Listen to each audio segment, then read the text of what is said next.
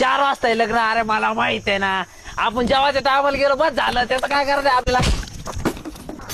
रगडवागाचं लग्न खातो, बुंद्या खातो को रगडवागाच्या. आवर पटकन, पोरगी पाहिली येऊ राहील तुला. पोरगी बाप मेरी जान पापा. आणि तुला स्वयंपाकता येतो ना? स्वयंपाक घेतो ना, पण मला फक्त चहाची ती.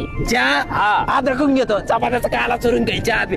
बायको भेटणं तर रे मेरी जान.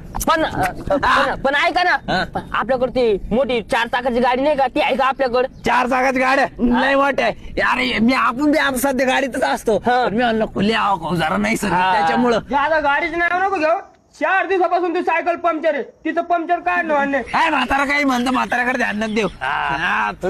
मग खर्च लय मोठा आहे बरं का. मला ब्युटी पार्लरला नेऊन लागत, पुन्हा कपडे ते लय मोठा खर्च करणं लागन. लय मोठा खर्च आहे. किती खर्च आहे तरी पण लाखभर रुपये येईन माझ्याचं खर्च. अरे बाप लाख भरपूर अंडरपॅन्ट फाटेल. मी काही नाही 4-5 घंटे ऐकले त्यासाठी. ऐकले तू चाल मेरी जान. उतर खाली, मी तर मुसलून घेत तुला.